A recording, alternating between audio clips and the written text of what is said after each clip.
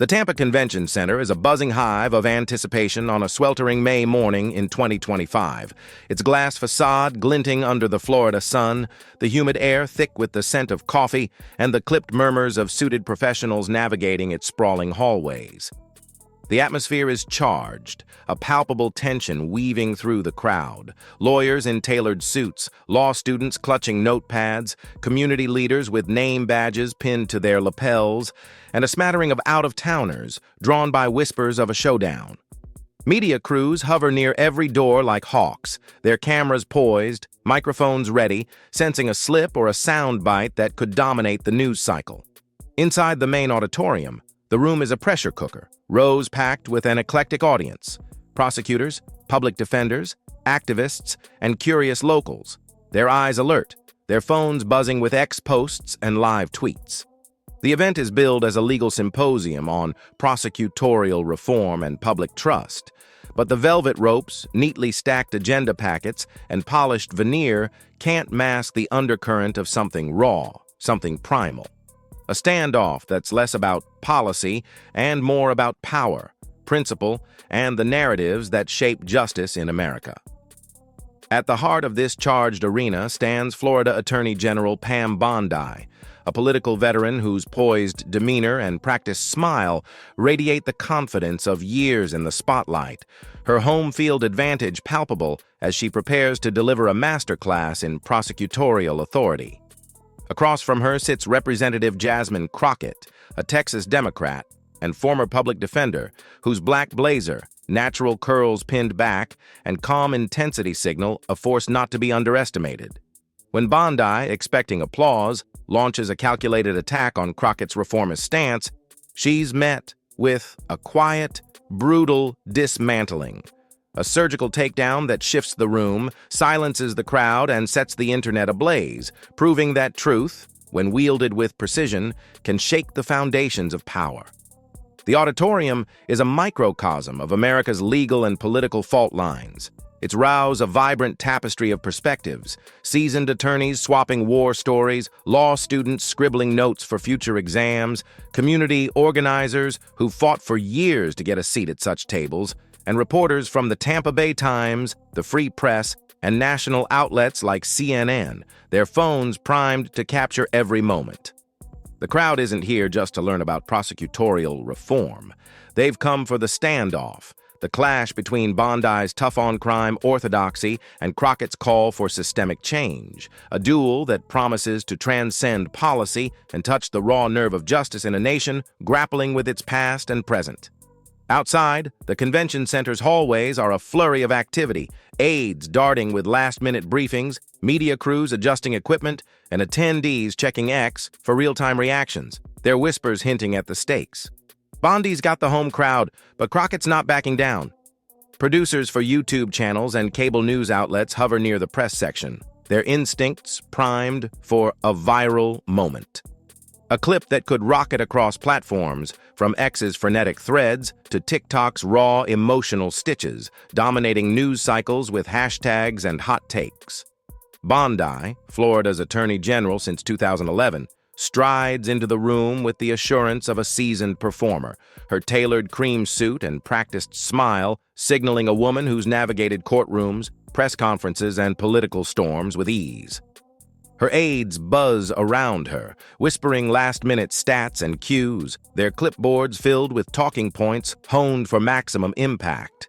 Violent crime data, conviction rates, and anecdotes of grieving families, all designed to reinforce her narrative of a justice system that works when prosecutors are free to act decisively.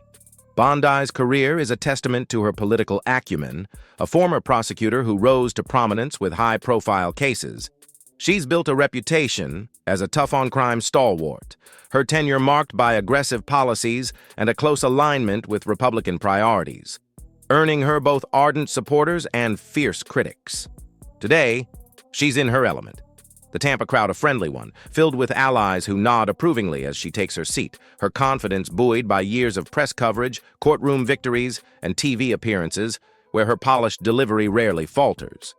She's come prepared to defend Florida's prosecutorial model and, more subtly, to position herself as the voice of reason against what she frames as naive, reformist ideals, particularly those championed by her opponent. Crockett, representing Texas's 30th congressional district, sits across from her, a study in quiet intensity, her black blazer crisp, her natural curls pinned back, her hands calmly folded over a closed file that rests on the table before her.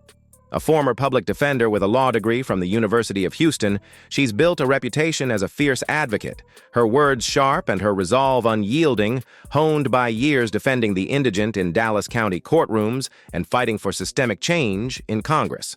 She's arrived from Dallas on a red-eye, her overnight hours spent poring over case law, Innocence Project reports, and constituent stories. Her file a fortress of names, data, and lived experiences, the unseen faces of her district who bear the weight of a broken justice system.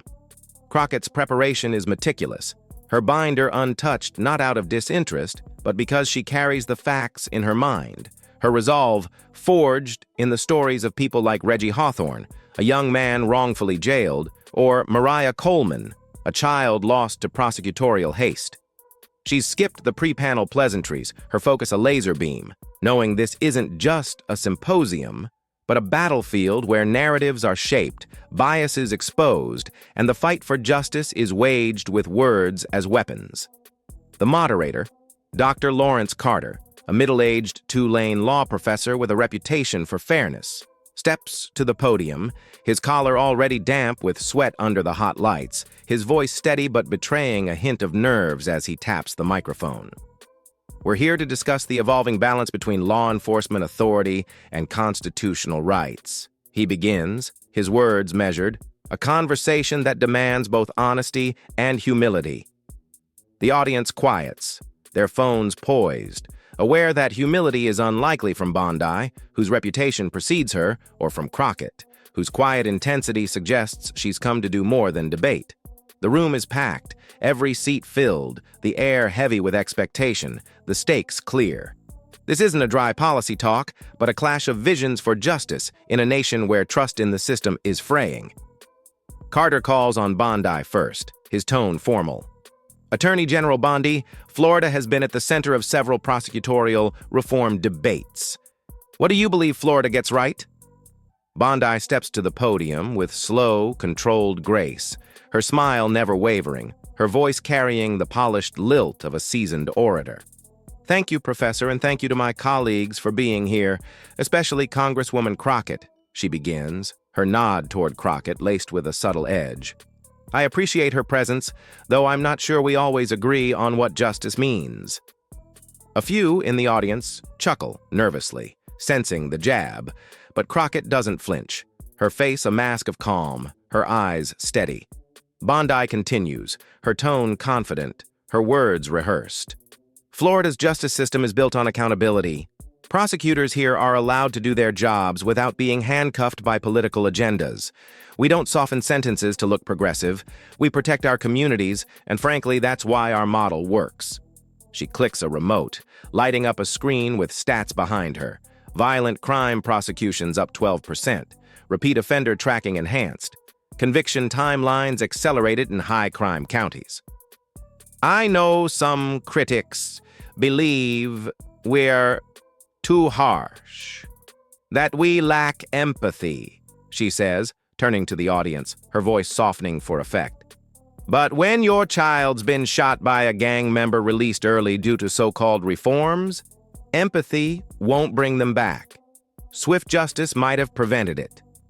The line lands, chairs shift, heads turn toward Crockett, waiting for a reaction. But she remains still, her silence a weapon, letting Bondi's words echo in the room.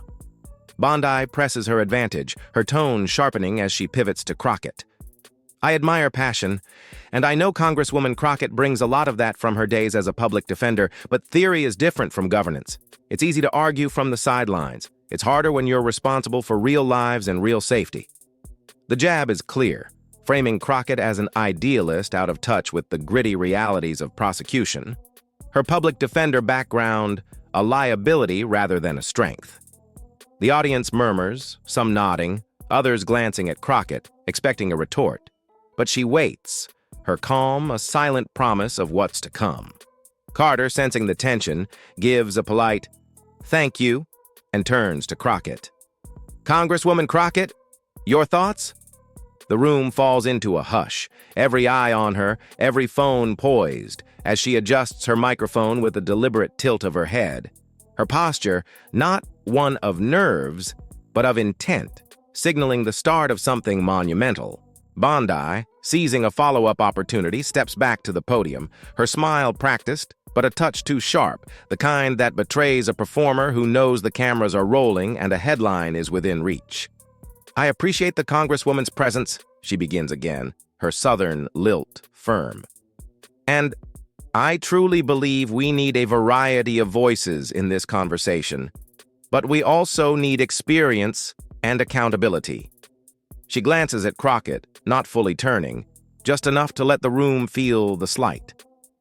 "I've been in the courtroom, dealt with victims' families crying in waiting rooms, seen what happens when prosecutors are micromanaged by political ideology.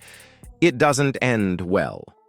She pauses, letting the silence carry weight, then clicks to a new slide, stats glowing behind her. In Broward County last year, our office prosecuted over 400 violent felonies. Of those, 89 involved repeat offenders who'd been offered diversion or reduced sentences under new reform policies. 89. The number lands with a sting, the audience shifting, some scribbling notes. We're told by people who've never sat across from a mother who lost her son to gang violence that these reforms are working, that we need to slow down prosecution to protect the accused. But who protects the victims? Who speaks for them? Her pivot is sharp, personal, loaded. I know the Congresswoman's background, public defense, a valuable role, no question. But let's not forget, the job of a public defender is to delay, negotiate, minimize. That's not policy, that's strategy. That's not accountability, that's tactics. She turns fully toward Crockett now, her voice firm. "So, respectfully, Congresswoman, when you speak about justice reform, I think we should ask, from what side of the courtroom are those ideas really coming?" The room goes taut. No shuffling, no whispers, just silence and stares, the air heavy with the weight of a character attack dressed as policy. Crockett doesn't flinch, her face a mask of calm, her hands still folded, her eyes steady, unyielding. She exhales once through her nose, adjusts her microphone, and leans forward slowly, placing both palms on the table, her gaze sweeping the room. Not at Bondi, not at Carter, but at the people, the audience who came for truth, not theater. When she speaks, her voice is steady, unforced, carrying the weight of a truth that's been waiting for its moment. "I want to thank Attorney General Bondi," she begins, pausing just enough to let the tension hold. "Because she reminded all of us that justice isn't just about data, it's about lives. And yes, I know those lives too." The room quiets, leaning in, sensing a shift, her words hitting with a clarity that cuts through the room's earlier noise. "I didn't start in Congress. I started in Dallas County, working 12-hour days defending people who couldn't afford a voice in court. Some were guilty, some weren't. But all of them, every single one, had a right to a fair process. That's not politics. That's the Constitution." The audience is still, their phones capturing every word, X buzzing. Can Crockett speak surges, a user posting, "Jasmine's not here for games, she's bringing the Constitution to the fight." Crockett's voice remains steady, her words a slow burn, each one dismantling Bondi's narrative with surgical precision.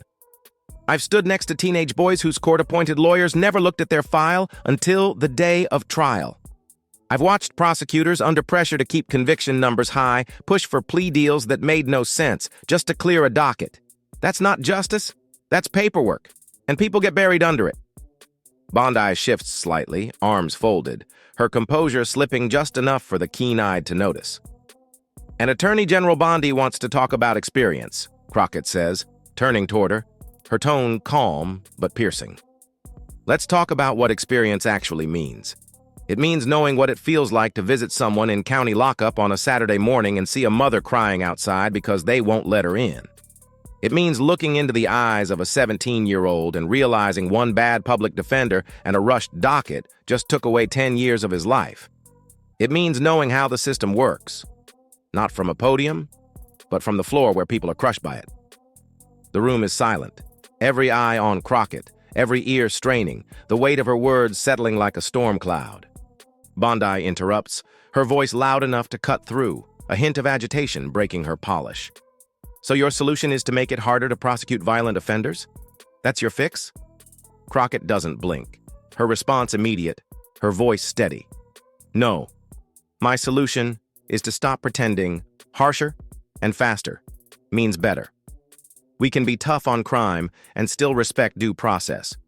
We can protect victims without trampling the rights of the accused. These aren't mutually exclusive, unless you think fairness is weakness. A low murmur ripples from the back, a whisper. She's not wrong. Barely audible, but present. Bondi, arms still crossed, snaps back. That sounds good in theory, Congresswoman, but when you've got bodies on the ground and families demanding justice, theory doesn't help. Crockett's gaze locks onto her, unflinching. You think I don't know what grief looks like? I've watched a mother scream outside a courtroom after her son got 25 years for stealing a used car. I've sat across from a girl who was assaulted and told by law enforcement she wouldn't be believed because of who her attacker was. Don't you dare suggest I don't know pain. Her voice lifts, not yelling, but firm, rooted, a fire that burns without consuming. Pain doesn't make good policy. Pain makes people demand action, but action without principle. That's how we get mandatory minimums that destroy families, 3-strike laws that lock people up for stealing diapers, prosecutorial practices that prioritize conviction rates over community outcomes. Bondi opens her mouth, but Crockett cuts her off, her voice clean and sharp. You said public defenders delay, minimize, negotiate. You're right, because the system is built to crush people. If we don't, you call that tactics? I call it survival. She pauses, letting the air settle, then adds, You want to make me a villain because I stood beside the accused? I'm not ashamed of that, because I was standing beside the Constitution. You should try it sometime. The room erupts in murmurs, a few gasps, X igniting.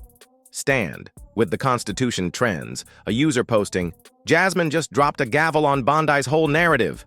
The audience is transfixed, chairs no longer shifting, phones capturing every second, the energy shifting from Bondi's earlier confidence to Crockett's unyielding truth. Crockett leans forward again, her voice measured, her binder still closed, her words now a masterclass in precision. Since we're talking data, let's talk legal precedent, process, what actually happens when we skip steps in the name of looking tough. In 2019, a man named Reggie Hawthorne was arrested in Polk County, Florida. He was 19, charged with armed robbery, no prior record, no weapon found. The arresting officer swore in the report he had a knife. Turned out later it was a belt buckle. She scans the room, her gaze connecting with the audience. Reggie sat in jail for 14 months awaiting trial. 14 months, no conviction, no formal evidence review. Why? Because the assistant state attorney pushed the case forward based solely on a single arrest report, and no one checked it. A few attendees shift uncomfortably, the weight of her words sinking in. When the public defender finally challenged the affidavit, the case collapsed. But Reggie lost a year of his life, his job, his apartment. He didn't get an apology, just a bus voucher and a folder. This is what happens when speed matters more than scrutiny, when metrics trump people, when an accusation becomes a conviction by default. The room is silent, Bondi still, her earlier momentum gone. Crockett continues, her voice a steady drumbeat. We've seen it again and again. Case backlogs lead to plea deals forced on the innocent, diversion programs reserved for those who look the part, youth charged as adults based on zip code. These aren't isolated incidents. This is structural. She shifts, her tone sharpening. Florida has one of the highest rates of wrongful convictions overturned in the country. Fact check it. Look at the Innocence Project. Look at the men released after decades for crimes they didn't commit.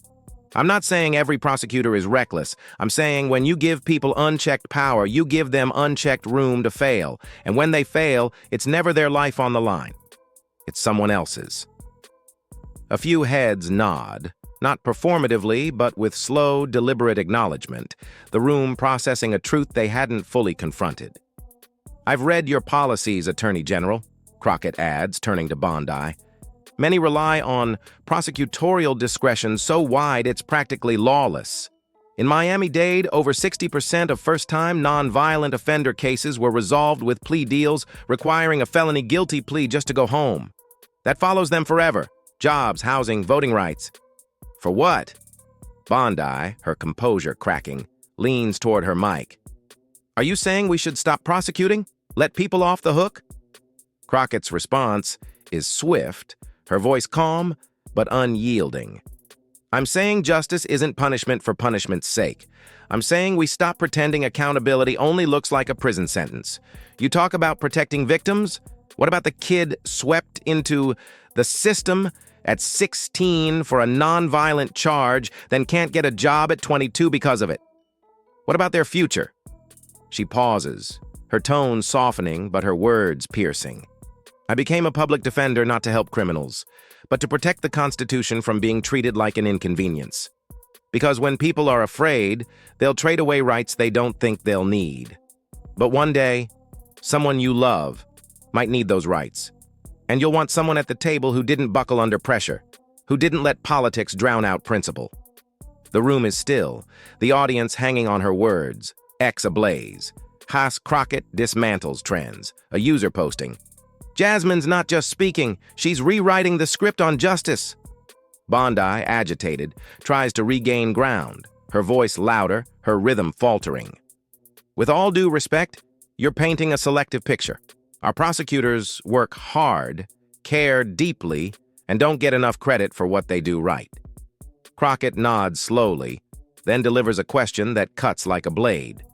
Then why are they afraid of transparency? The room freezes, Bondi's response stalling. Publish the data, Crockett presses. Show us how race, income, and geography affect sentencing. If everything's above board, there's nothing to hide. A single clap breaks the silence. Then another. Light applause rippling through. Not a standing ovation, but real. Resonant. Bondi tries to recover. We have oversight, internal reviews. But Crockett cuts in, her voice sharp. Internal oversight isn't oversight. That's like grading your own test and declaring yourself valedictorian. The room erupts in murmurs, a half laugh from Carter, X lighting up. Valedictorian shade trends, a user posting, Crockett just turned Bondi's argument into confetti. A woman in the third row raises her hand, addressing Crockett directly. What do you say to people who are afraid, who want to feel safe, and don't trust reform won't make things worse? Crockett turns to her, her tone earnest. That's a fair question, and it's why we have to get this right. Safety doesn't mean more jails. It means systems that work. Invest in mental health, education, economic opportunity. We can't police our way out of problems we never addressed. The woman nods, sitting back, her question answered with a clarity that shifts the room further. Bondi's silence speaks louder than any rebuttal, her earlier confidence eroded, her team exchanging uneasy glances as the audience's energy tilts decisively toward Crockett. The panel ends abruptly, 15 minutes early, Carter's voice shaky as he wraps up. Thank you to our distinguished guest for this passionate discussion, he says, tapping the mic before stepping away, the tension lingering like smoke. Bondi stands first, avoiding Crockett's gaze, whispering to an aide, and making a swift exit through a side door, weaving through the murmuring crowd. Crockett remains seated, a line forming to speak with her. Students, public defenders, a retired judge, all drawn to her clarity. Outside, a Tampa Bay Times reporter sets up, her cameraman adjusting lighting as clips of the exchange flood X, one hitting 1 million views within hours. Bondi's jab about public defenders, followed by Crockett's, I was standing beside the Constitution. You should try it sometime. Stand with the Constitution trends, users posting, Jasmine Crockett just gave Bondi a masterclass in truth. Cable news replays the clip, legal podcasts dissect it, and hashtags like Just Crockett vs. Bondi and Justice Redefined dominate. Crockett's Dallas office is inundated with calls, from Florida activists to Texas renters, one saying, "You spoke for us."